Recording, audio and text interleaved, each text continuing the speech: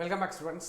നമ്മൾ റീകൺസിലിയേഷനെ കുറിച്ച് നമ്മുടെ പ്രോഫിറ്റ് ആസ് പെർ ഫിനാൻഷ്യൽ അക്കൗണ്ട്സും പ്രോഫിറ്റ് ആസ് പെർ കോസ്റ്റ് അക്കൗണ്ട്സും നമ്മൾ റീകൺസിലിയേഷനെ കുറിച്ച് നമ്മൾ ഡിസ്കസ് ചെയ്തായിരുന്നു അല്ലേ. നമ്മൾ ഈ വീഡിയോക്കകത്ത് ഈ റീകൺസിലിയേഷനുമായിട്ട് കയറി വരുന്ന കുറച്ച് പ്രോബ്ലംസ് ആണ് നമ്മൾ ഡിസ്കസ് ചെയ്യാൻ പോകുന്നത്.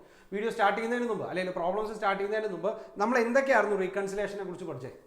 അതായത് ചില ടൈപ്പ് ഓഫ് ഇൻകംസ് അല്ലെങ്കിൽ ചില ടൈപ്പ് ഓഫ് എക്സ്പെൻസ് പ്യുവർലി ഫിനാൻസിന് മാത്രമായിരിക്കും അല്ലെ, ചിലത് പ്യുവർലി ഏതിന് മാത്രമായിരിക്കും, കോസ്റ്റിങ്ങിനകത്ത് മാത്രമായിരിക്കും. സോ നമ്മൾ സ്റ്റാർട്ട് ചെയ്യുന്നത് ഫിനാൻഷ്യൽ അക്കൗണ്ട്സ് പ്രകാരം ഉള്ള നെറ്റ് പ്രോഫിറ്റിൽ നിന്നാണെങ്കിൽ ദാറ്റ് മീൻസ് ഫിനാൻഷ്യൽ അക്കൗണ്ട്സ് പ്രകാരമുള്ള നെറ്റ് പ്രോഫിറ്റിൽ നിന്ന് കോസ്റ്റിംഗ് പ്രകാരമുള്ള നെറ്റ് പ്രോഫിറ്റിലോട്ടാണ് നമ്മൾ ചെയ്യുന്നതെങ്കിൽ നമ്മൾ എന്താ ചെയ്തത്? നമ്മൾ എന്താ പഠിച്ചത്? ആലോചിക്കേ. Profit as per financial accounts എടുത്തു അല്ലെ, എന്നിട്ട് നമ്മൾ ചെയ്ത കാര്യം എന്താ? ഫിനാൻഷ്യൽ അക്കൗണ്ട്സ് പ്രകാരം മാത്രം എക്സ്പെൻസസ് ആയിട്ട് ട്രീറ്റ് ചെയ്യാൻ പറ്റുന്നതിനെ നമ്മൾ തിരിച്ച് ആഡ് ബാക്ക് ചെയ്തു.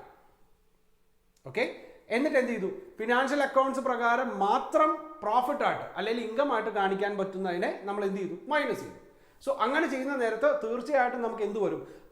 Profit as per cost accounts വരും അല്ലെ. നിങ്ങൾ ഒരു പ്രോഫിറ്റ് ആൻഡ് ലോസ് അക്കൗണ്ട് ഒന്ന് മനസ്സിലൊന്ന് ആലോചിച്ച്, അതിനകത്ത് ഒരു പ്രോഫിറ്റ് ഉണ്ട്.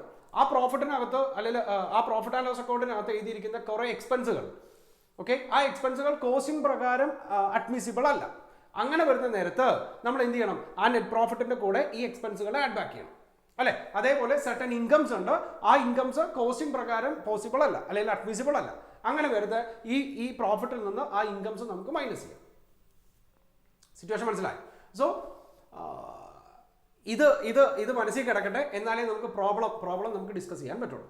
ഓക്കെ, സോ നമുക്ക് ഓരോ പ്രോബ്ലം ആയിട്ട് 5 പ്രോബ്ലമാണ് നമ്മൾ ഡിസ്കസ് ചെയ്യാൻ പോണേ. നമുക്ക് ഓരോ പ്രോബ്ലം ആയിട്ട് നോക്കാം. The first one, okay, the cost accountant of Krishna Mills Limited has received a profit of 24,64,000 based on cost account records for the year ended 31st March 2019 and profit as per financial account 32,14,100. അതായത് financial accounts പ്രകാരമുള്ള profit എത്രയാണെന്ന് പറഞ്ഞിട്ടുണ്ട്, cost accounts പ്രകാരമുള്ള profit എത്രയാണെന്ന് തന്നിട്ടുണ്ട്. As A cost auditor you find out the following difference between the financial and cost accounts. Okay, തന്നിട്ടുണ്ട്. നമുക്ക് ആ തന്നിൽ നിന്ന് നമുക്ക് ഏത് മാത്രം നോക്കിയാൽ മതി? ഇതെങ്ങനെയാണ് റീകൺസിൽ ചെയ്യണമെന്ന് മാത്രം നോക്കിയാൽ മതി. മനസ്സിലായി? സോ ഒരു പേനയും ഒരു കാൽക്കുലേറ്റർ എടുത്ത് കൈ വെക്കുക.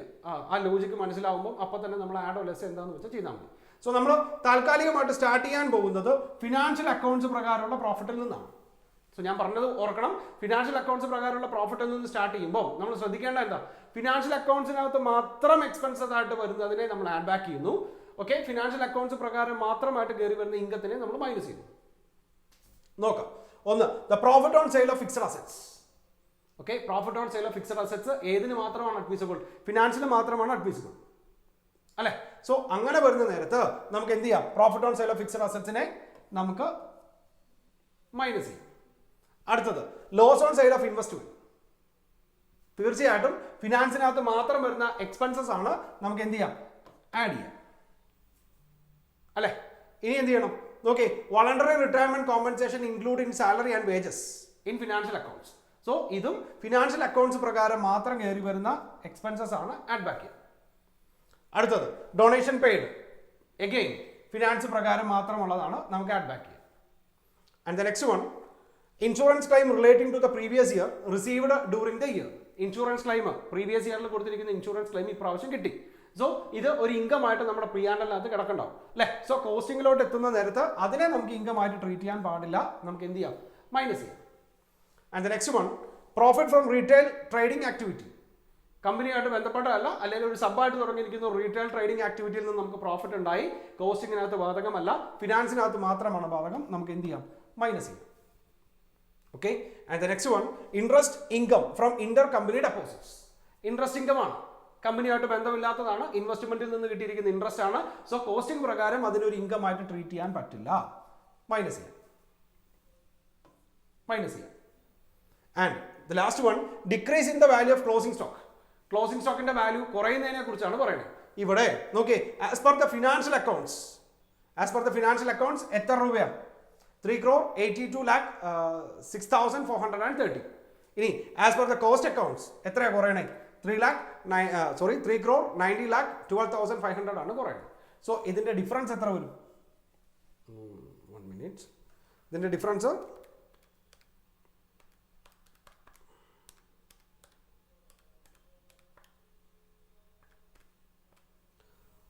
8,60,70. 806070. ഓക്കെ, സോ അതിനെ മാത്രം നമുക്ക് അഡ്ജസ്റ്റ് ചെയ്താലും മതി. അത് നമ്മൾ ആഡ് ചെയ്യുമോ ലെസ് ചെയ്യുമോ അതാണ് നമ്മൾ ചോദിക്കുന്നത്. നോക്കി, decrease in value of closing stock.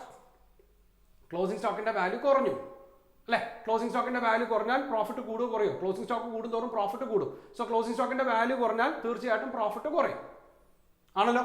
ഇവിടെ ഫിനാൻസ് അക്കൗണ്ട്സ് പ്രകാരം ഇത്രയും രൂപയെ കുറഞ്ഞിട്ടുള്ളൂ, പക്ഷേ കോസ്റ്റ് അക്കൗണ്ട്സ് പ്രകാരം ഇതിൽ കൂടുതൽ കുറഞ്ഞിട്ടുണ്ട് അല്ലെ? സോ ഫിനാൻഷ്യൽ അക്കൗണ്ടിൽ നിന്ന് കോസ്റ്റ് അക്കൗണ്ടിലോട്ട് വരുമ്പോൾ അവിടെ ക്ലോസിംഗ് സ്റ്റോക്ക് കുറവായതുകൊണ്ട് പ്രോഫിറ്റ് കുറയാനുള്ള സാധ്യതയുണ്ട്.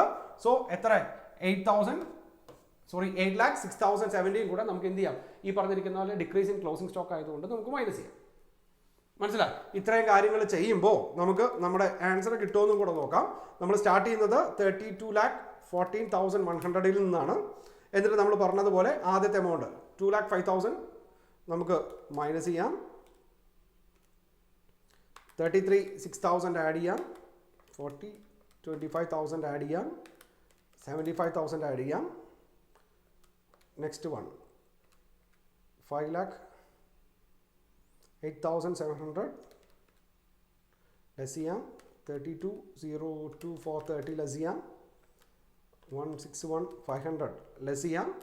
ആൻഡ് ദ ലാസ്റ്റ് വൺ 8,06,070 അതും കൂടെ നമുക്ക് മൈനസ് ചെയ്യാം. മൈനസ് ചെയ്യുമ്പോൾ നമുക്ക് എത്ര രൂപ കിട്ടും? 24,64,000 കിട്ടും. മനസ്സിലായോ? ഏത് പ്രകാരം? Profit as per cost accounts നമുക്ക് കിട്ടും. ചെയ്ത് മനസ്സിലായല്ലോ? സോ ഏതൊക്കെയാണ് ഇൻകം എന്ന് നോക്കുക. ആ ഇൻകം എവിടെ മാത്രം കാണിക്കുന്നതാണെങ്കിൽ, നമ്മുടെ ഫിനാൻഷ്യൽ അക്കൗണ്ട്സിനകത്ത് മാത്രം കാണിക്കുന്നതാണെങ്കിൽ നമുക്ക് എന്ത് ചെയ്യാം? ആ ഇൻകം മൈനസ് ചെയ്യാം. ആ എക്സ്പെൻസുകൾ ഫിനാൻഷ്യൽ അക്കൗണ്ട്സിനകത്ത് മാത്രമുള്ളതാണെങ്കിൽ നമ്മൾ ആഡ് ചെയ്യാം. സോ വൺസ് അഗെയിൻ, പ്രോഫിറ്റ് ആണ്, ഇൻകം ആണ്, നമ്മൾ ലെസ് ചെയ്തു. ലോസ് ആണ്, എക്സ്പെൻസസ് ആണ്, നമ്മൾ ആഡ് ബാക്ക് ചെയ്തു. വോളണ്ടറി റിട്ടയർമെന്റ് എക്സ്പെൻസസ് ആണ്, ആഡ് ബാക്ക് ചെയ്തു. ഡൊണേഷൻ പെയ്ഡ് എക്സ്പെൻസസ് ആണ്, ആഡ് ബാക്ക് ചെയ്തു. ഇൻഷുറൻസ് ക്ലെയിം ഇൻകം ആണ്, ലെസ് ചെയ്തു. Profit from retail trading activity again income ആണ്, ലെസ് ചെയ്തു. ഇൻട്രസ്റ്റ് റിസീവ്ഡ് അഡീഷണൽ ഇൻകം ആണ്, നമ്മൾ ലെസ് ചെയ്തു. ഇവിടെ കേട്ടോ, സ്റ്റോക്ക്, ക്ലോസിംഗ് സ്റ്റോക്ക് മനസ്സിലായി? സ്റ്റോക്കിന്റെ അഡ്ജസ്റ്റ്മെന്റ് മനസ്സിലായല്ലോ? ഫിനാൻഷ്യൽ അക്കൗണ്ട്സ് പ്രകാരം കുറഞ്ഞിരിക്കുകയാണ്. ഇത് ക്ലോസിംഗ് സ്റ്റോക്കിന്റെ വാല്യൂ അല്ല പറഞ്ഞിരിക്കുന്നത്, ഡിക്രീസ് ഇൻ വാല്യൂ ആണ് പറഞ്ഞിരിക്കുന്നത്. ഓക്കെ, സോ ക്ലോസിംഗ് സ്റ്റോക്ക് കുറഞ്ഞിരിക്കുകയാണ്. ഫിനാൻഷ്യൽ അക്കൗണ്ട്സ് പ്രകാരമുള്ളതിനേക്കാൾ ക്ലോസിംഗ് സ്റ്റോക്ക് നമ്മുടെ കോസ്റ്റിംഗ് പ്രകാരം കുറഞ്ഞിരിക്കുകയാണ്. സോ അവിടെ നമ്മൾ എന്ത് ചെയ്തു? അതിന്റെ ഡിഫറൻസ് മാത്രം അഡ്ജസ്റ്റ് ചെയ്തു. ആ ഡിഫറൻസ് മാത്രം നമ്മുടെ ഫിനാൻഷ്യൽ അക്കൗണ്ട്സിലെ പ്രോഫിറ്റിൽ നിന്ന് നമ്മൾ മൈനസ് ചെയ്തു. മനസ്സിലായി? ചെയ്യുന്ന നേരത്ത് നമുക്ക് എത്ര കിട്ടും? ഈ പറഞ്ഞ 24,64,000 റുപ്പീസ് നമുക്ക് കിട്ടും. ഓക്കെ, ഇതിനെ നമുക്ക് അല്ലെങ്കിൽ ഇതാണ് നമ്മുടെ ഏതായിട്ട് പറഞ്ഞത്? കോസ്റ്റിംഗ് പ്രകാരമുള്ള P&L ആയിട്ട് പറഞ്ഞു. ഓക്കെ.